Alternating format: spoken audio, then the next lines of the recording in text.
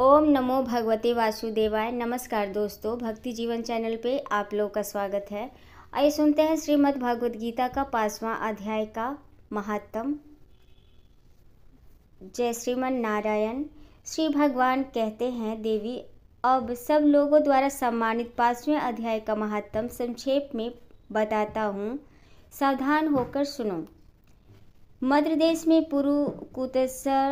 पुर नामक एक नगर है। उसमें पिंगल नामक एक ब्राह्मण रहता था। वह वेद पाठी ब्राह्मणों के विख्यात वंश में जो सर्वथा निष्कलंक था उत्पन्न हुआ, किंतु अपने कुल के लिए उचित वेद शास्त्रों के स्वाध्याय को छोड़कर ढोल आदि बजाते हुए उसने नाच गान में मन लगाया। नित्य गीत और बाजा बजाने की कला में परिश्रम करके पिंगल ने बड़ी प्रसिद्धि प्राप्त कर ली और उसी से उसका राजभवन में भी प्रवेश हो गया।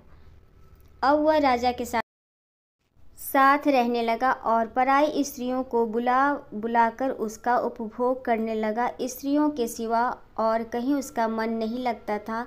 धीरे धीरे अभिमान बढ़ जाने से उच्छृंखल होकर वह एकांत में राजा के दूसरे को दोष बतलाने लगा। पिंगल की एक सवी थी जिसका नाम था अरुणा। वह नीच कुल में उत्पन्न थी और कामी पुरुषों के साथ विहार करने की इच्छा से सदा उन्हीं की खोज में घुमा करती थी। उसने पति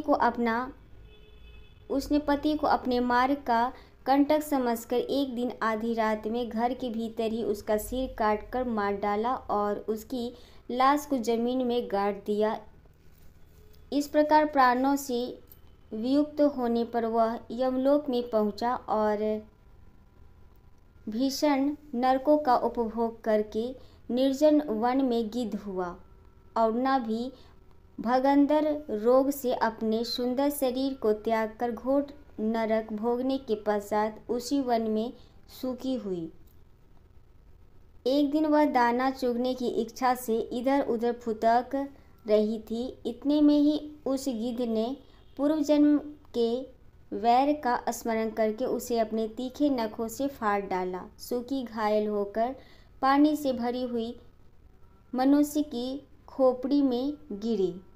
गिद्ध पुनः उसकी ओर झपटा। इतने में जाल फैलाने वाले बहेलियों ने उसे भी बाणों का निशाना बनाया। उसकी पूर्व जन्म की पत्नी सूखी उस खोपड़ी के जल में डूबकर प्राण त्याग चुकी थी। फिर वह क्रूर पक्षी भी उसी में गिरकर डूब गया।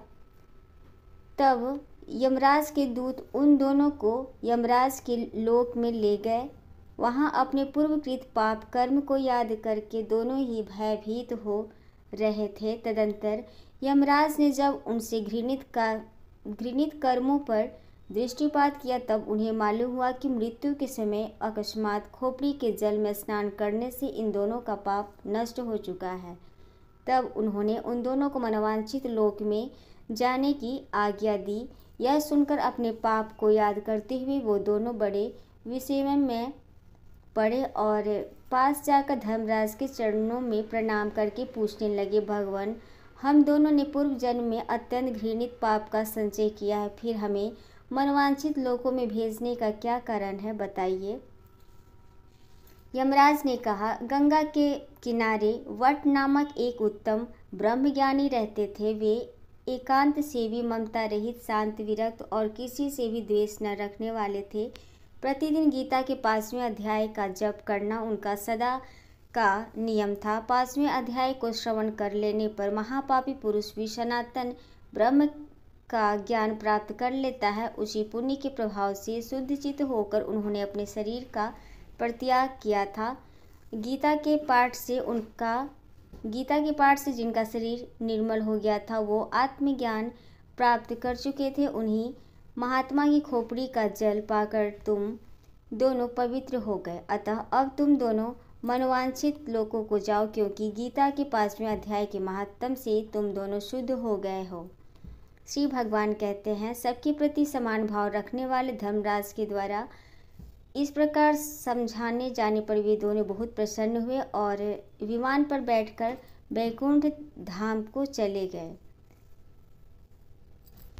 जय श्रीमन नारायण, जय यमराज भगवान। तो ये था श्रीमद् भागवत गीता का 5वां अध्याय का महत्तम। और अगर आपको हमारी वीडियो अच्छी लगती है दोस्तों तो लाइक, कमेंट, शेयर भी किया करें और हमारे चैनल को सब्सक्राइब भी कर लिया करें। धन्यवाद।